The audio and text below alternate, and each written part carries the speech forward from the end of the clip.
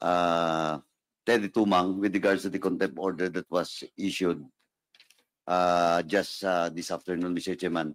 And let me read, Mr. Chairman, the important part of the motion for reconsideration, the paragraph 5 of his motion. And to quote, in this line, I express my most profound apologies for any conduct that may have been perceived by this honorable committee to be non-cooperative and respectful, and I affirm my commitment once again to help these honorable committees in all hearings, proceedings, and investigations. With that, I humbly beg the compassion and the indulgence of this honorable committee to lift the order of contempt, for I have no willful intent to refuse to answer the relevant inquiries of the honorable committee. I am respectfully appealing to this honorable committee to reconsider the order of contempt for humanitarian reasons and for medical reasons. I am currently suffering from diabetes, and to be candid, my blood pressure is not good when I was checked by the attending house physician. Thus, I am humbly appealing and begging with you, your honors. Okay, so with that, Mr. Chairman, since I am the movant, to cite Mayor Teddy Tumang in contempt, before I move, Mr. Chairman, to lift, I just want to make it clear, Mr. Chairman, that conditional po ang lifting natin.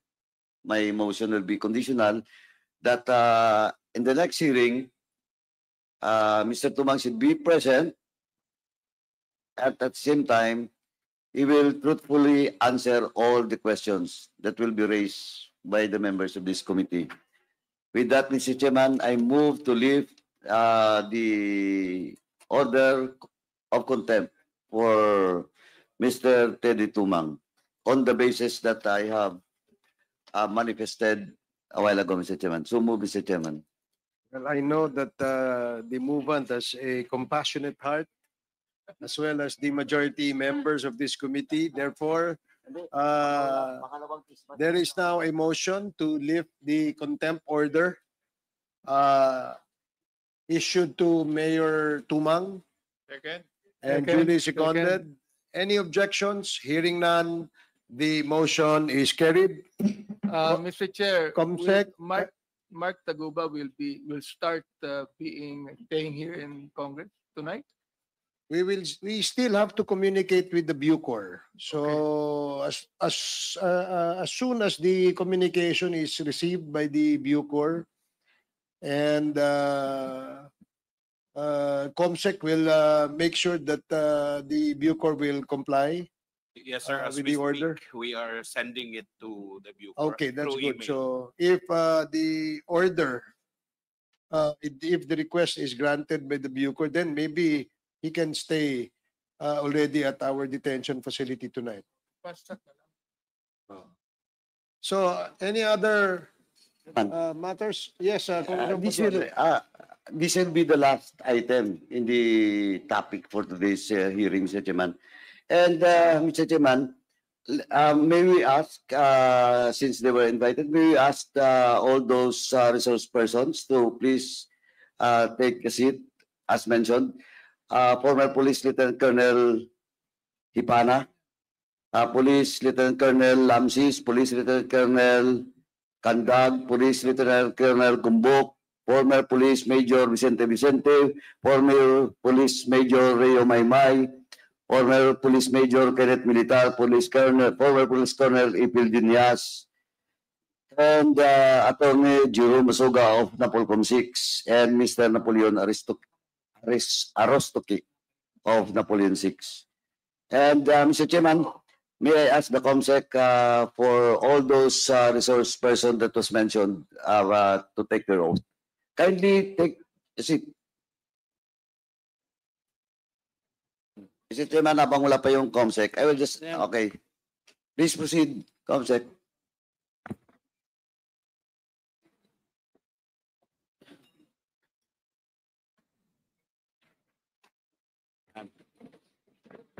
Now, please stand and you will take your oath. First. Okay, are you all here? Please raise your right hand.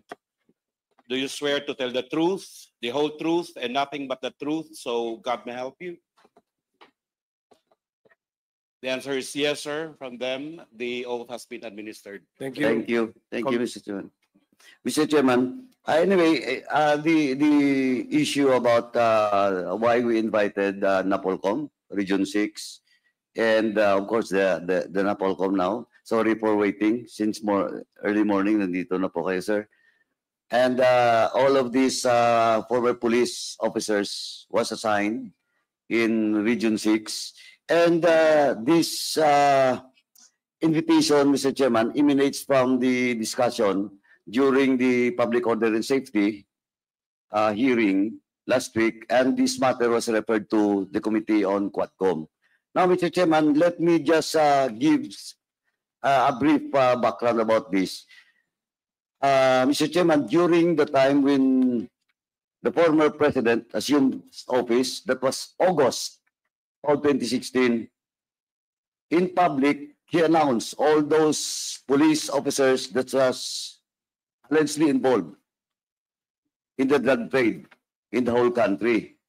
And I have all the list of those police officials that was invited at Camp Crame, and in the list are 95 police officers.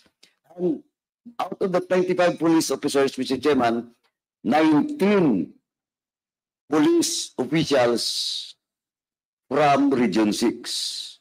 Now, Mr. Chairman, well, in fact, ito po original nung binasa ng presidente during the time. Handwritten po. Naka-handwritten, hindi kompleto, mali po ang mga pangalan. For example, in the case of Lieutenant Colonel Hipana, nakalagay po dito, Colonel Hinipa. Tapos po, well, in fact, some of those names that was mentioned, mali-mali po yung rank. Some of those names that was mentioned, wala pong, hindi po kompleto yung mga pangalan. Well, in fact, one of these officer that was mentioned by the Duterte and was invited by the then PNP Chief Bato, was scolded and being granted by the former PNP Chief, now Senator Bato, in the person of Police Lieutenant Colonel, former Police Lieutenant Colonel Bumbok. Andyan po siya. Now, Mr. Chairman, in this matter, Mr. Chairman, this will prove, Mr. Chairman, that kahit ano pang pagdidinay ng mga police officials, former police officials, and even Senator Bato, with regards to the quota system, this will prove, Mr. Chairman, that there is such a quota system, because if not all, most of the cases that was filed for dismissal of those police officials ay quota po. The reason behind quota, tinataka na lang na involved sa drug trade. Mr. Chairman, unfortunately, in today's hearing, Mr. Chairman, wala po dito ang civil service because they have sent to us an excuse letter. And let me read the second to the last part of the excuse letter, Mr. Chairman. While we recognize the importance of the CEC participation in the upcoming deliberation, we will respectfully request to be excused from the meeting as it coincides with the conduct of the 2024 Directorate Conference and Fourth Quarter Executive Committee meeting of the CEC on 26 to 29 November 2024 in Baguio City. Now, Mr. Chairman, but of course, the CEC was present during the previous hearing and they have already submitted all the documents being required to them. Andito po, voluminous, lahat ng mga cases that was filed for dismissal against and under appeal now in the CEC. Now, Mr. Chairman, before this representation, and maybe some of the members will ask questions to the resource persons, can we recognize? Isa na lang po sa inyong pwede magsalita muna para for the interest of time. Chairman, can we recognize former police superintendent, senior superintendent, tama, senior superintendent Hipana, Ronald Alan Hipana, who is previously assigned as the regional Intelligence Unit of Region 6. Good evening, Mr. Chair. May I be allowed to make an opening statement on behalf of our group, Mr. Chair? Okay, please proceed. First and foremost, we would like to praise and thank the Lord God Almighty for guiding us safely here to attend today's hearing. We thank Him for giving us the strength, the patience, the perseverance, the wisdom, and the resilience to overcome the challenges and adversities that we encountered for the last 8 years. Our unwavering faith in Him finally bore its fruit as He has opened the window and gave us this opportunity to tell our story. Likewise, we are also very grateful to this honorable committee for providing us this venue to finally air our side. It was on August 7, 2016, that our names were included in the announcement of then President Duterte as among those involved in the illegal drug trade. Amidst the chaos and confusion brought about by such announcement, we reported to Camp Crame the following day in adherence to the order of former PRRD that we appear within 24 hours. When we finally had our audience with then Chief PNP, General Bato de la Rosa, we were instantly berated and humiliated in front of national television without even bothering to hear us side first for the sake of fairness. In the bar of public opinion, we were already adjudged guilty. It is worth noting that the list that the former president used as a basis to tag our involvement in illegal drug activities was erroneous, and obviously it was never validated. Some had no first names. Names were misspelled. Ranks and designations indicated were incorrect. And in fact, one of the names mentioned, that of a certain Judge Mupas, was already dead. Further, the names of PROSIX personnel that were called has a common denominator. Almost all were formerly assigned with Iloilo City Police Office. Some were former city directors, intelligence officers, and station commanders, which was then under the operational control of Iloilo City Mayor Jed Mabilog, who was also included in the list. Notwithstanding all this, we were all made to report to PNP IAS, where they interviewed us, but nothing came out of it and no charges were filed. We were then all assigned at PIHAW DPRM, placed on floating status, and months after, were eventually charged by NAPOLCOM 6. Now, what actually transpired was that we first received a memo from NAPOLCOM 6 containing no specific charges, but instead, it was only asking us to comment why our names were included in the PRRD announcement. This is a classic case of fishing expedition. True enough, they used or issued comments as basis to file cases against us for incompetence, gross neglect of duty, and conduct unbecoming of a police officer. To add, almost all of us, or if not all of us, were already assigned at PIHAW DPRM Camp Crame when NAPOLCOM 6 filed a case against us. Hence, there is an issue or question of jurisdiction, as we believe that it should be the NAPOLCOM Central Office who should have initiated the filing of the case against us. While awaiting for the resolution of our cases, some of us were assigned to far-flung regions while others remained in floating status. Finally, in 2021, we all received the NAPOLCOM decision where it decided with finality a dismissal from the PNP service. However, we did not receive the resolution explaining and discussing in detail why our motions were denied. Apparently, NAPOLCOM NBank simply affirmed the decision of NAPOLCOM 6 dismissing us And we're not even sure if they even read the arguments and valid points that we raised in our motion for reconsideration, and the absence of such resolution in a way confirms this presumption. As a legal recourse, we immediately elevated our case to the Civil Service Commission, where our appeal is pending until now. For the past 8 years, we struggled to overcome our predicament.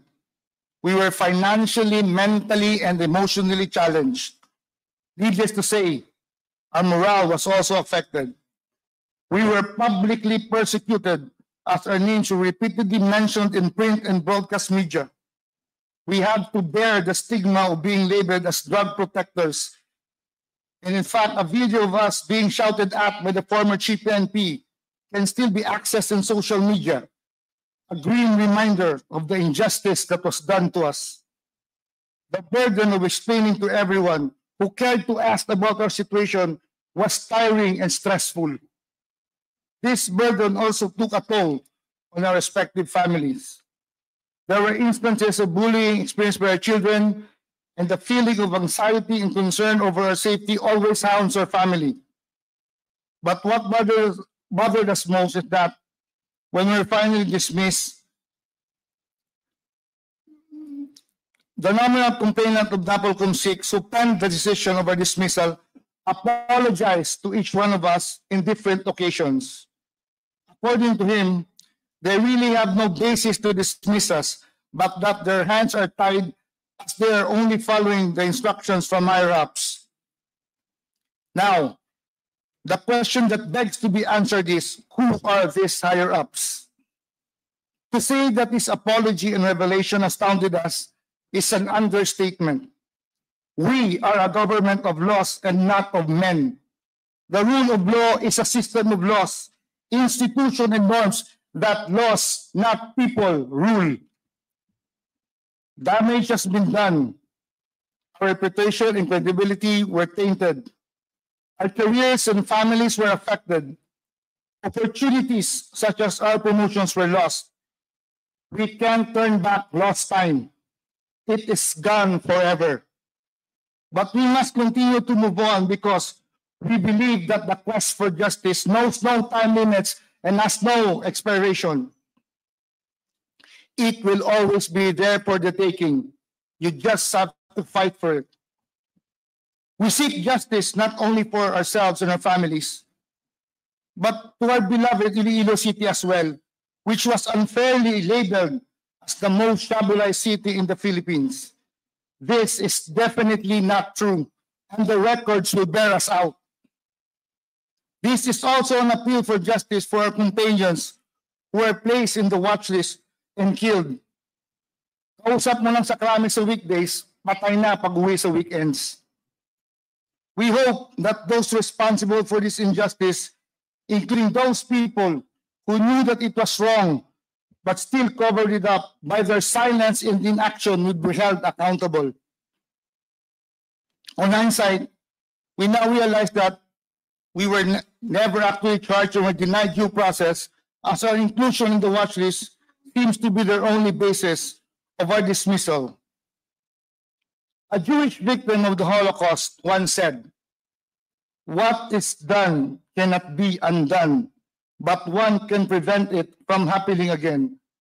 And this is exactly what this honorable committee is doing now, preventing these things we experience from happening again through legislation. And again, we would like to reiterate our gratitude to this committee for giving us this chance to raise valid and relevant issues and for being consistent in your efforts to ferret out the truth and make things right. Most importantly, we pay tribute to our families whose unconditional love, trust, and all-out support gave us the strength to overcome and endure the sacrifices that came my way. They never doubted us. No ifs, no buts. They simply believed. They got our backs, and that meant the world to us. To end, Mr. Chair, I'd like to say a line that is common among men in uniform, and it states, "Take and take until you take no more." With this hearing, Mr. Chair, hopefully, we will take no more. Thank you, and to God be the glory, Mr. Chair. Thank you, Colonel Ipana. Mr. Chairman, the Napolcom 6 is present today, but of course, we should understand that the present Napolcom Regional Director is not the regional director then that handles the cases of all these police officers. During that time, unfortunately, Attorney Marty Palomar, which is the Napolcom 6 director, was already deceased. And now Attorney Jerome Asoga is now the new Region 6 director of Napolcom. But still, while Attorney Palomar was deceased, Mr. Napoleon Arostique is present today, Mr. Chairman, and he is the investigator of the cases of all those officers in Region 6. Now, do you want to say something, sir? Do you have? Thank you very much, Mr. Chair, Your Honor. Pursuant to memorandum issued by the Napolcom Central Office, we are mandated to conduct a pre-charge investigation relative to the pronouncement of the former president on the 19 PNP personnel allegedly involved in illegal drugs. During the time, I was the acting chief of the Technical Service Division, and I was tasked to oversee the pre-charge investigation. I was not the one to conduct investigation. I was the one who oversee. And the only thing that we wanted to determine is only probable cause, so that we'll be able to recommend for summary dismissal proceedings, Your Honor. So, did you establish probable cause? Based on the findings of the investigator, Your Honor, they have they found probable cause and recommend for the summary dismissal. No, and what proceedings. is the probable cause? Because seeing, if not all, most of the cases or most of the bases for dismissal are a mere comparative operations. Yes, Well, in fact, ito pa po, is General former RD Diaz present?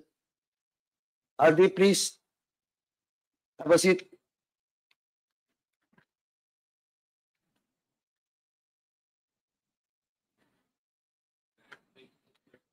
RD, have you taken your oath, RD? Jen?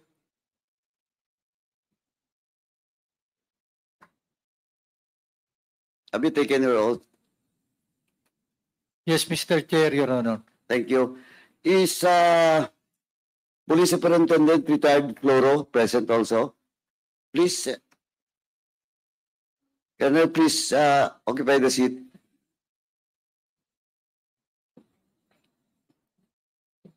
Anyway, gusto ko lang balikan po. Kasi,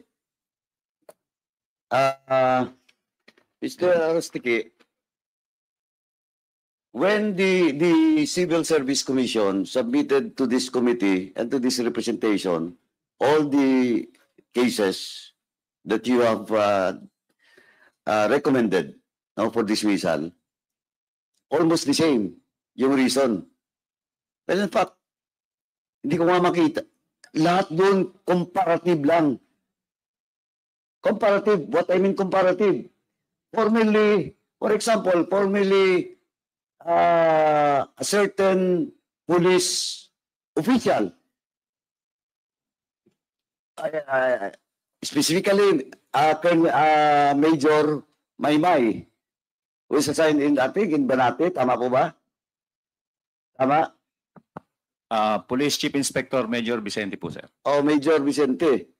Yung case niya, nakalagay pa doon yung figures. Na long time niya ituloy yung drug operation.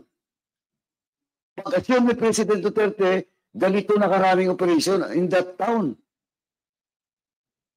Napolcom, I will ask Napolcom, is that a basis? Kaya nga sabi ko dito kanina in my preliminary statement, dito po, kahit na ano pang denial ng former police officials, ng former administration, yung quota system will reflect on all these cases. Yung kay Vicente, ang case niya, binasa ko, nung time niya, magkano ba yan? Yung operation mo, 12? 21. 21. Police operation against illegal drugs, sir. Then, yung pumalit sa iyo, A total of 21 police operations, sir. hindi, yung pumalit sa iyo, 21, sir. yung sa iyo, 12, sir. 12. Pero yung sinundan mo, Prior to my assumption there are no... 0. Yes, sir. Oh. Please, Napolcom. Mr. Chair, good evening po. Of course, I'm not competent to discuss the rationale of the then commissioners, no? But Mr. Chair, I believe that dahil nga po meron na tayong mga reversals from CSC stating that hindi naman talaga nakapag-adduce ng substantial evidence. So perhaps dahil po sa pronouncement, yun talaga yung ginamit nung then set of commissioners or the summary hearing officers para po mag-pin down ng office ng po mga respondents natin. So based on evidence po, baka po talaga medyo manipis and they relied on the President's pronouncement. Doon po nila talaga parang I think ginamit. Yun po yung kanilang ginamit to find the probable cause and eventually find substantial evidence to hold the respondents guilty po. Thank you. Thank you, Vice Chair. Sir Arustiki, may mga ano ba, attachment ng mga affidavit dun sa mga complainants? Yes, Mr. Chair, Your Honor.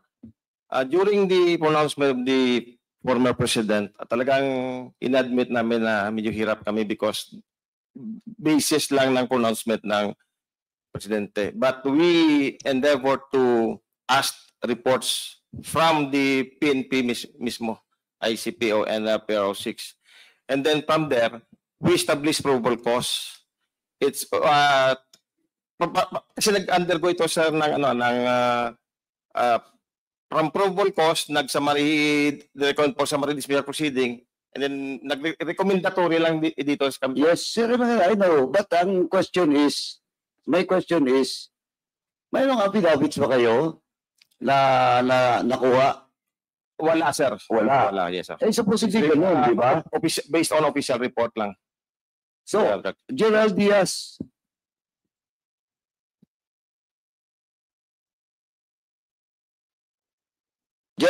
your name was also mentioned, di ba? Sorry po, Mr. Chair, hindi ko po narinig dahil... Okay lang po. Pakiulit. Your name was also mentioned during the announcement of the President last August 7, 2016, di ba? Hindi ko, ang aware po ako yung nabalitaan ko po yung sa Air Force anniversary. Kami po yung unang in-announce eh. Kami po yung... In-announce na you're involved in drug trade, drug protector. Opo. And Colonel Floro, your name was also mentioned. Tama? Yes, sir. Actually, my name, sir, was mentioned as Police Superintendent Floro, open close parentheses, retired. And I was from Antique. So retired ka talaga when your name was announced? Yes, sir. Retired ka na? Yes, sir. Oh, kita mo? Anyway, may patay na, may retired na, mali-mali yung mga pangalan, yung ranks, etc. etc. Now, Sir Gerald Diaz, kasi your name was also mentioned. Did the Polcom file a case against you? Yes po, Your Honor, Mr. Chair. Pinalam po ako ng Napolcom. So, Ng administrative case po. tapos, Dinismiss po nila ako. dismiss yung case mo. Hindi po, dinismiss po nila ako. So, na-dismiss ka? Opo. So, hindi ka nakapag-retire? Nakapag-retire na po ako. Bago lumabas ang dismissal? Opo. Tapos, yun po, nag-file po kami ng appeal. Naka-appeal po yung aking dismissal po. So naka-appeal ngayon sa civil service din. Hindi po, sa Supreme Court na po Supreme namin. Court na kayo? Opo. Hindi kayo dumaan sa civil service. Hindi po. Okay. So na-dismiss ka rin pala. Opo. On the basis of what? Hindi ko po masyado ang mukhang grave neglect of duty. Grave neglect of duty po. Grave neglect of duty. Opo.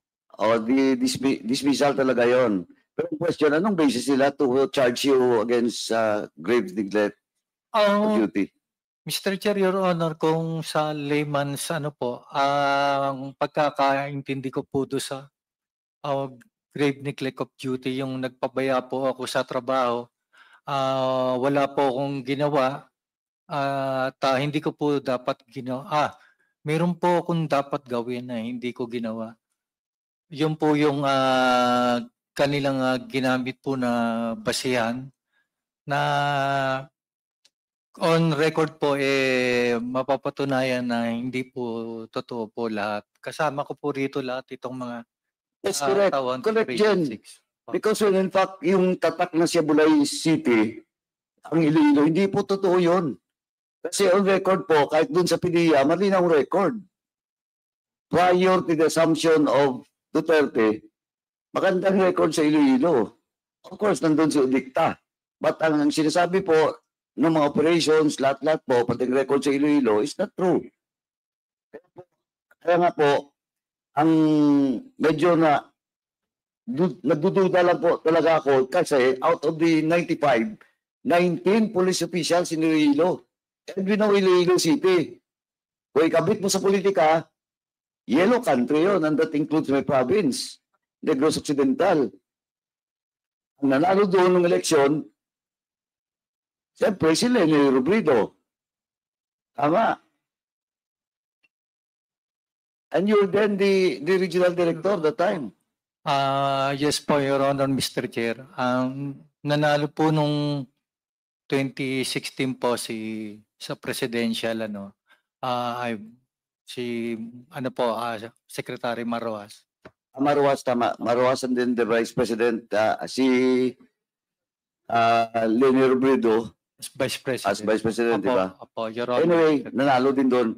Anyway, Mr. Chairman, Napolcom, kasi ang case, isang case, mas nauna, no, lumabas yung desisyon ng CSE higil doon sa case ni former police superintendent Gumbok.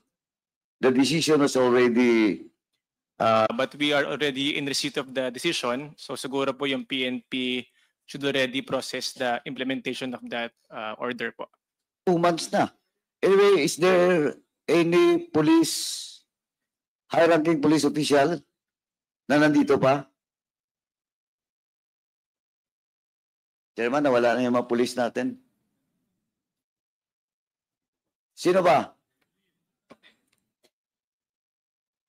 Anyway, Mr. Chairman, may I respectfully move, Mr. Chairman, that COMSEC will communicate with the PNP with regards to the case of Colonel Gumbok. Kasi may decision na favorable sa kanya. Comsec, And to the Napolcom, please assist also so that we can help Police Superintendent Gumbok. Because that will be unfair to him. The decision is already made 2 months na. Hanggang ngayon, wala. Wala pa. We will do, Mr. Chair. Thank you. Anyway, Mr. Chairman. Mr. Chair, Yes. with the indulgence of the Honorable Paduano. Mr. Chair. please proceed. Thank you, Mr. Chair. Sino po yung kwan? From Napolcom Region 6?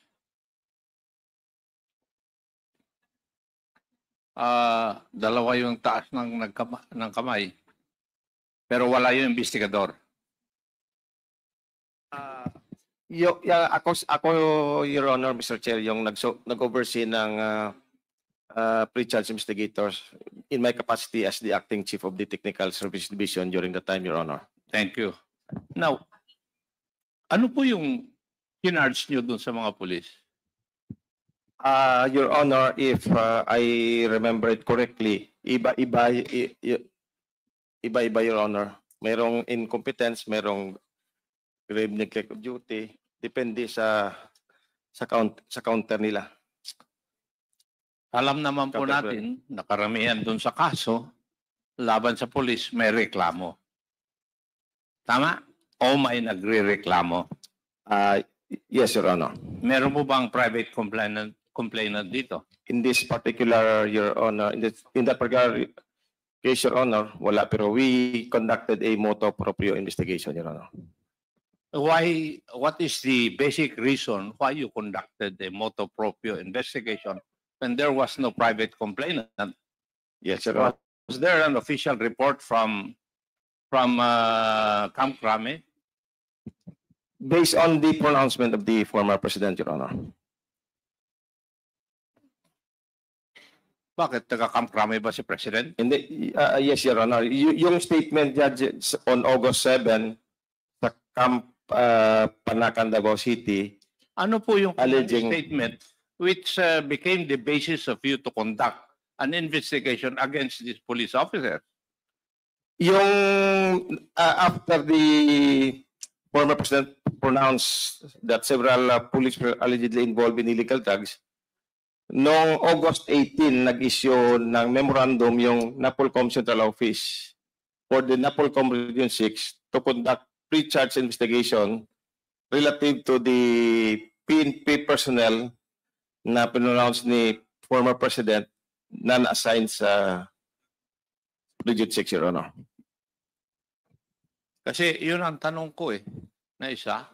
What is common among these police officers except for the fact that they are police officers? The other commonality is that they are all from Iloilo or assigned sa Iloilo. Hindi ba tama? Tama, Your Honor. Tama. At kayong mga investigador, hindi nyo man lang tignan ito.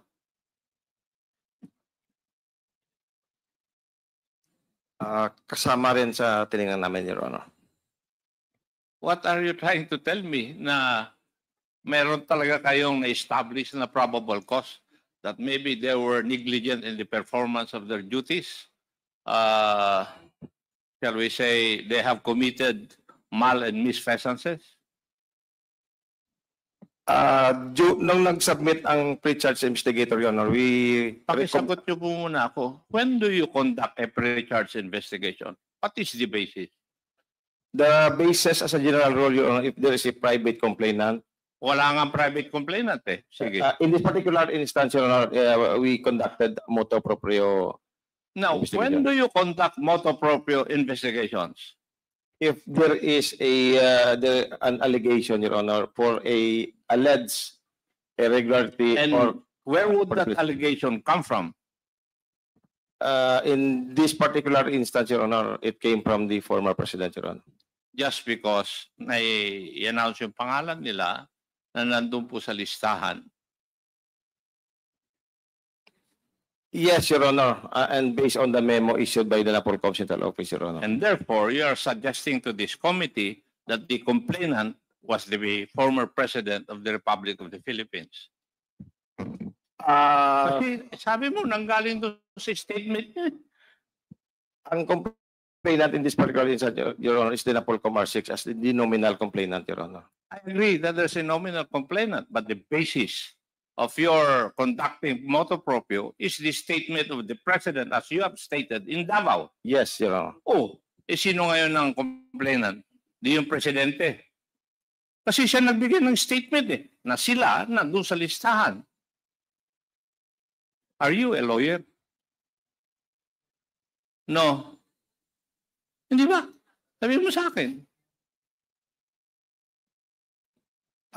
Yung pronouncement ni former President, Your Honor, we wanted to substantiate nung sinabi niya na there are 19 PNP personnel allegedly involved in illegal drug trades as to... I agree. And that served as your basis to investigate, right? Your Honor. Oh, sino ang reklamo? Hindi ba yung nag-allege siya ang nagre-reklamo? under the law? Do you know that? Yes, Your Honor. Yes. So, ano ngayon ang laban ng 19 police officers kung ang nagre-reklamo mismo ay Presidente ng Republic of the Philippines?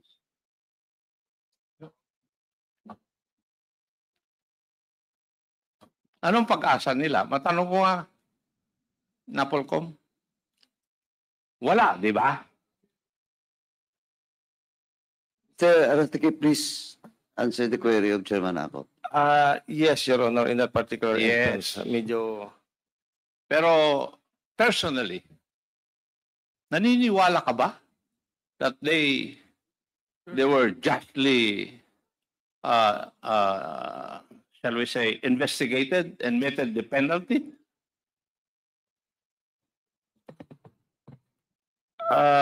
sa akin, Your Honor, I have just Ang tanong conducted ko, pre-charge personally. investigator. Ang tanong ko, tanda mo, Iho, personally,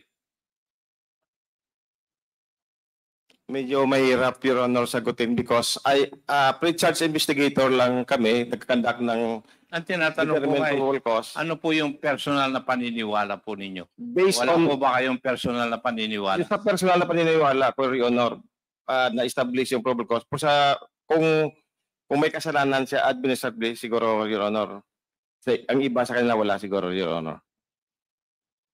Palagi niyong minimension ang probable cause. I-define nga sa akin yung probable cause. Yes, Your Honor. Based on Napolcom 2016-002, probable cause means is the existence of facts or circumstances that would excite a reasonable mind acting on the facts and circumstances. The investigator finds that the respondent is probably guilty of the administrative offense or offenses, Your Honor. Ang offense po nila ay nasa drug list sila eh. Tama? Dahil sinabi ng presidente. I agree, Your Honor. Ano po yung mga katotohanan or fact at saka information na nagsasabi na totoo yun? I could not really, Your Honor, kasi yung sa akin as pre-charge investigator, Your Honor, Iho, probable cause lang, Your Honor. para hindi na tayo magtagal, napapagod na yung aking mga kasamahan eh. Siguro aminin mo na lang na talagang sinunod nyo lang na i-dismiss sila dahil ang complainant ay yung President ng Republic of the Philippines. Nobody will not follow. Maski ako siguro ang nandun sa pwesto mo, gagawin ko yon. Aminin mo na kasi. Your Honor, if I may, kasi nasa proseso, Your Honor, may summary dismissal proceedings pa, Your Honor. Yung sa aming pre-charge investigator. I'm telling you already na it's a sham yung ginawa nyo sa kanila. Would you agree, Vice Chair?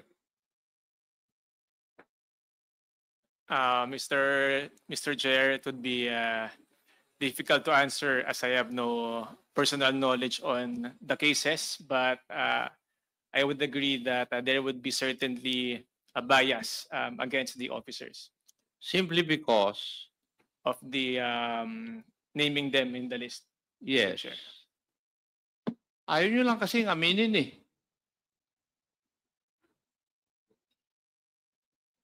Kasi, hindi ko alam kung takot ka pa rin kayo. Kagaya ni Gerald Villanueva. Di ba? Ayaw niyong aminin. Nagtataka ako. Thank you, Mr. Chair. Mr. Chairman. Mr. Chair. Mr. Chair, Yes, Congressman Abante. ano po yung pangalan nyo? Kayo po yung investigador? Ano po yung pangalan nyo? Ako, sir, si Napoleon Arostiki, Jr. Okay. Napakalinaw po ng tanong ni Congressman Akop eh. Nag-iisip ka pa ng sasagot mo eh. Di ba? Yes, Sir Honor. Oh, nag-iisip ka pa. Na alam mo naman na mali ang ginawa ninyo. The thing is this, ha? Ilan ng 19 to? 19 policemen na mayroong sariling pamilya. Naisip niyo ba yon? Samantala yung nag-utos sa inyong dating Pangulo, makapangyarihan, isa lang ang pamilya. Pero ito, 19 police officers, may mga pamilya, may mga anak, mawawala ang kanilang mga benepisyo. Naisip mo ba yun? Naisip mo? Yes, Your Honor. Hindi mo naisip. Kung naisip mo yon, iba ang magiging pananaw mo. Hindi ka makikinig sa Pangulo, dating Pangulo, sapagkat mali yung sinabi niya. Ngayon, sabi ni Congressman ako, hanggang ngayon ba takot ka? Ha? Huwag tayong tumayo roon sa takot. Tumayo tayo sa tama. Now, tatanungin kita, alam ko naman personally, tama sila, mali ka eh. Alam ko naman yun, di ba? Ngayon, ito ang tanong. Ano may tutulong mo sa kanila ngayon? Ano may tutulong mo?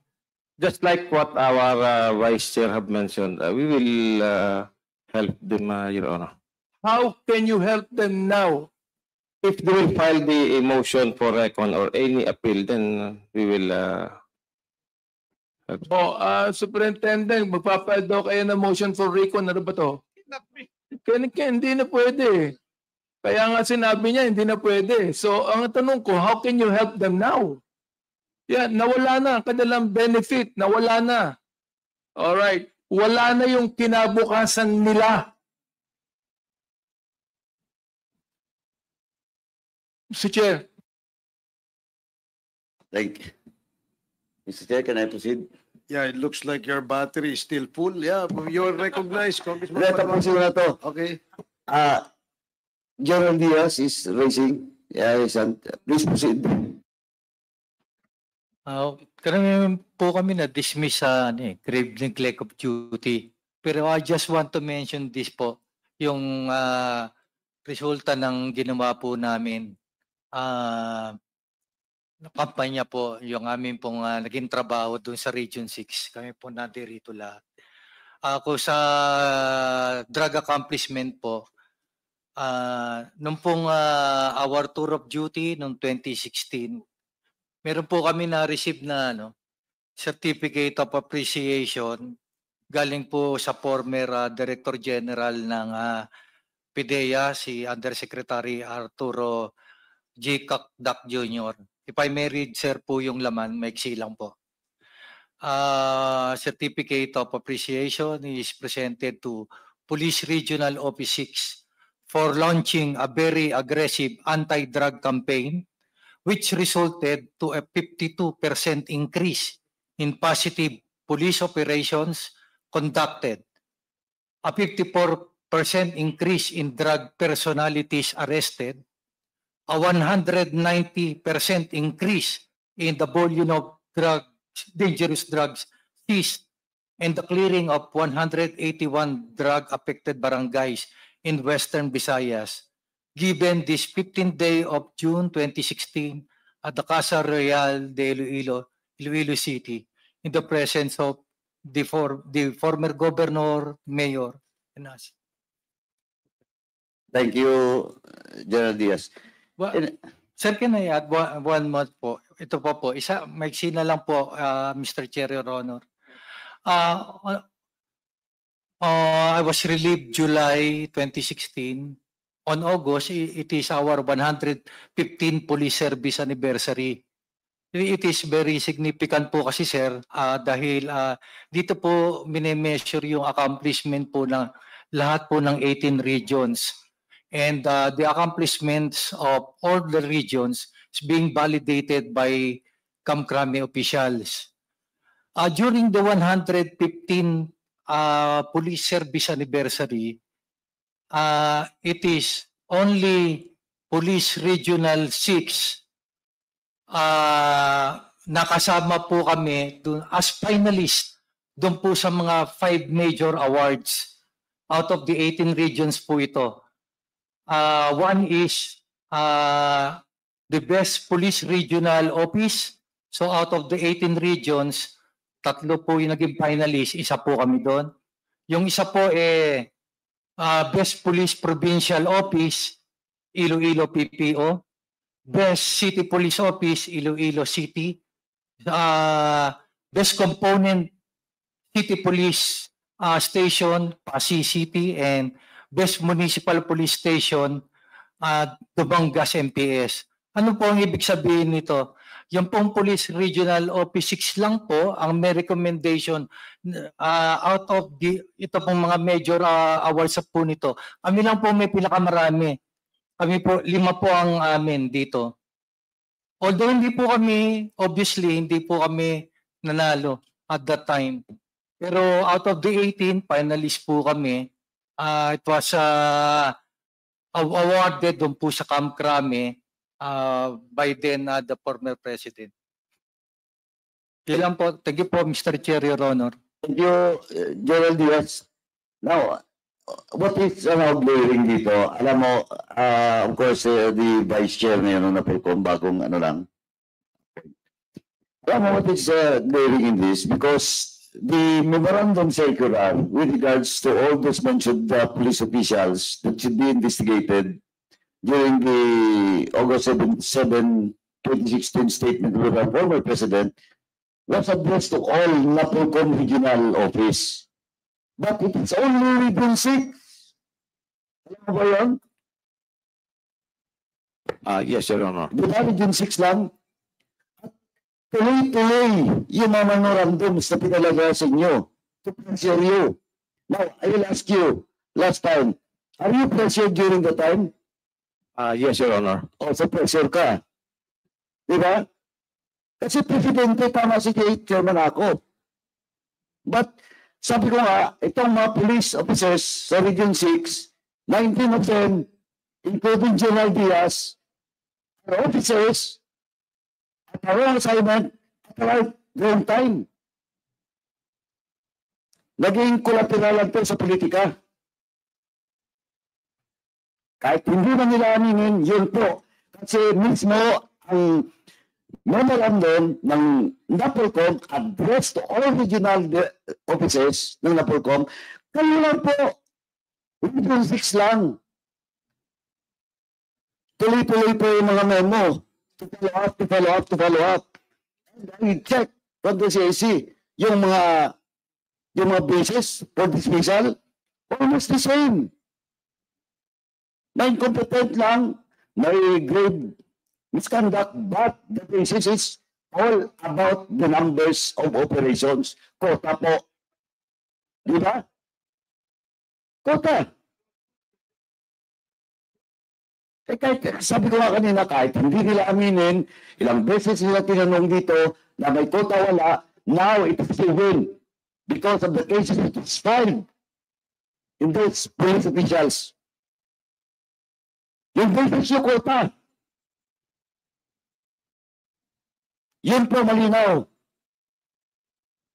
Balik-balikan naman, lahat ng mga itong nandito ngayon, kinek ko na yung ano nila, except for one. Almost lahat pareho. Basis for dismissal is the numbers. Quota. Comparative to the previous, nakagayon sa kanila. I will in fact, Mr. Chairman, yung tatlo dito, nakaschooling pa the time. Supposedly, question